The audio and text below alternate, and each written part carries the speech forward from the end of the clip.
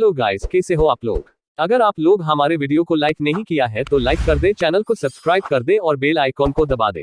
Last episode की and में हमने देखा था येजुन यानलिंग को और उसका मास्टर को बुरा भला कहने लगता है। येजुन कहता है जिस तरह से तुम फाइट करते हो वो दिखाता है कि तुम सिर्फ उसकी नकल कर रहे हो, जिसकी वजह से तुम उसके एसेंस को नहीं समझ पा रहे हैं। एपिसोड 17 की शुरुआत में यानलिंग येजुन का बात सुनकर सोचती है, मेरे मास्टर ने मुझे बताए थे कि पुराने QI मार्शल टेक्निक को कल्टीवेट करने से QI हमारा इनर कनेक्शन को तोड़ देता है। मेरे मास्टर एक फाइटर है, उन्हें गलती से खोई हुई एंशिएंट स्क्रिप्ट मिला था जिसमें QI टेक्निक को इस्तेमाल करने का तरीका शामिल था, लेकिन येजुन को इसके बारे में कैसे पता चला। फिर वो येजुन को कहती है ये मेरे सेक्ट का एक सीक्रेट है, तुम्हें इसके बारे में कैसे पता। येजुन गुस्से से उसे कहता है अगर तुम क्वेंजी के साथ रहना जारी रखते हो तो तुम जैसी एक बेवकूफ लड़की सिर्फ क्वेंजी को मुश्किल में डाल सकती है, इसीलिए आज मैं तुमसे छुटकारा पाने में उसकी मदद करूंगा। यानलिंग थोड़ी हैरान होकर कहती है तुम करना क्या चाहते हो। येजुन जल्दी से जाकर उसकी हाथ को पकड़ के पीछे कर देता है। यानलिंग कहती है मुझे जाने दो, तुम अचानक मेरे ऊपर अटैक क्यों कर रहे हो, कितना बेशरम हो तुम। येजुन कहता है अपनी मुंह बंद रखो, पेशेंस रखना मेरे बस की बात नहीं है। अगर तुम मार्शल आर्ट ट्रेनिंग में अपनी सभी एफर्ट्स को खोना नहीं चाहती हो तो जैसा मैं कह रहा हूँ वैसा करना।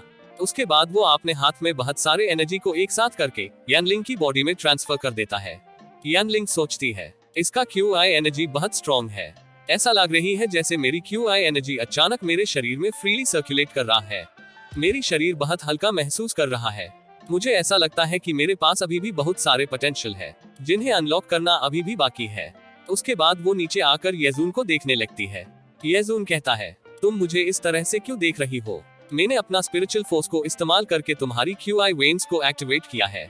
अगर तुम हाईएस्ट लेवल पर जाना चाहती हो तो तुम्हें बहुत परेशानी से गुजरनी होगी, नहीं तो तुम अभी अपनी करंट सिचुएशन में जिस लेवल पर हो फ्यूचर में भी उसी लेवल पर अटकी रहोगी। यानलिंग कहती है तो तुम मेरी मदद क्यों कर रहे हो। येजुन कहता है मुझे तुम्हारी मदद करने में कोई दिलचस्पी नहीं है, यह सिर्फ क्वेंजी के लिए था। हालांकि तुम अच्छी बॉडीगार्ड नहीं हो लेकिन तुम क्वेंजी के साथ लॉयल हो, इसलिए मैं तुम्हें एक आखिरी मौका दे रहा हूँ। अभी तुम्हें अपनी QI को इस्तेमाल करने का तरीका पता है, अगर तुम कम समय में अपनी QI को मास्टर नहीं कर सकते हो मैं तुम्हें तुरंत यहाँ से निकाल दूंगा और क्वेंजी के लिए नया बॉडीगार्ड रख लूंगा। यानलिंग कहती है तुम्हारा कहने का मतलब क्या मैं सच में ऐसा कर सकती हूँ, यहाँ तक कि मेरे मास्टर भी अपने QI को पूरी तरह से कंट्रोल नहीं कर सकते। येजुन कहता है मुझे जो कहना था मैंने कह दिया, अब ये तुम्हारी ऊपर है कि तुम मेरे ऊपर यकीन करना चाहती हो या नहीं। उसके बाद वो अंदर चले जाता है। यानलिंग उसे देखकर सोचती है ऐसा लगता है कि मैंने सच में उसे बहुत अंडर एस्टिमेट किया था। नेक्स्ट सीन में हम लोग येजुन को अपने रूम में देखते हैं, वो अपने रूम में बैठ के कल्टीवेट कर रहा होता है। येजुन कहता है इन कुछ दिनों से मैं QI को कल्टीवेट करने के लिए चांद का इस्तेमाल कर रहा हूँ और ऐसा लगता है कि ये काम भी कर रहा है। उसके बाद वो अपना उंगली से ब्लड निकाल के कहता है समय आ गया है, आज वो दिन है जब मैं QI की तरह मेरे इनर पावर से कुछ बनाऊंगा। तब कहानी बताने वाला कहता है QI कोर जैसा कुछ, जब कल्टीवेटर्स उस लेवल पे पहुंच जाते हैं तो वे अपने शरीर में एनर्जी को बनाने के लिए उसे कंडेंस कर सकते हैं। उसके बाद येजुन वहां एक फॉर्मेशन को क्रिएट करके अपना खून से एक बूंद उस फॉर्मेशन में डाल देता है। खून डालने के बाद वो कहता है अगर इस चीज के लिए नहीं कि मेरे ओरिजिनल पावर को सील कर दिया गया है तो मुझे एक धोखेबाज की तरह अपना फॉर्मेशन को शुरू करने की जरूरत नहीं होता। ये अब तक का सबसे अनप्रोफेशनल मैजिक सकल होना चाहिए। उसके बाद वो उस फॉर्मेशन के ऊपर बैठ के अपना एनर्जी को रिलीज करता है। फिर वो अपने मार्शल आर्ट टेक्निक से वहाँ पे एक गोल्डन ड्रैगन को समन करता है। येजुन उस गोल्डन ड्रैगन का एनर्जी से एक पिल क्रिएट करता है जिसमें एक स्पिरिचुअल स्टोन होता है। उसके बाद येजुन अपना आंखें खोल के बहुत जोर से हंसने लगता है। येजुन कहता है गोल्डन पिल बन गया है, ये स्पिरिचुअल डोमेन रिंग अंदर एक स्पिरिचुअल स्टोन है, ये बहुत अच्छा हुआ मुझे एक ग्रेट गॉड बनने का ट्रेनिंग के लिए, ये मेरे कल्टीवेशन को बहुत फास्ट बना देगा। उसके बाद हमें डोमेन स्पिरिचुअल रिंग के बारे में बताया जाता है। Domain spiritual ring spiritual storage ring के अंदर स्पिरिचुअल स्टोन है जिन्हें येजुन ने 2000 साल पहले से स्टोर करके रखा था। वे एक ग्रेट गॉड के लिए स्पिरिचुअल ट्रेनिंग का आधार है। तभी बाहर से कोई कहता है येजुन क्या तुम्हारे पास टाइम है, मैं तुमसे कुछ बात करना चाहता हूँ। येजुन कहता है हाँ तुम अंदर आ सकती हो। उसके बाद क्वेंजी अंदर आ जाती है।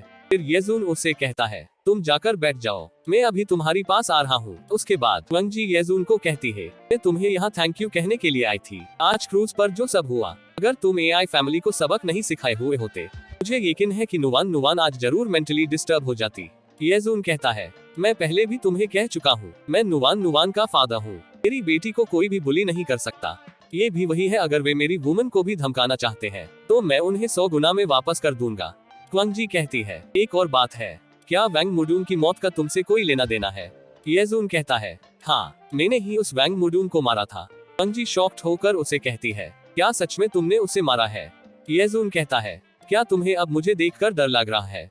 क्वांगजी कहती है, मैं डरा नहीं हूँ, तुमने जो सब भी किया वो मेरी और नुवान नुवान की प्रोटेक्ट के लिए किया, मैं भला तुमसे क्यों डरूं?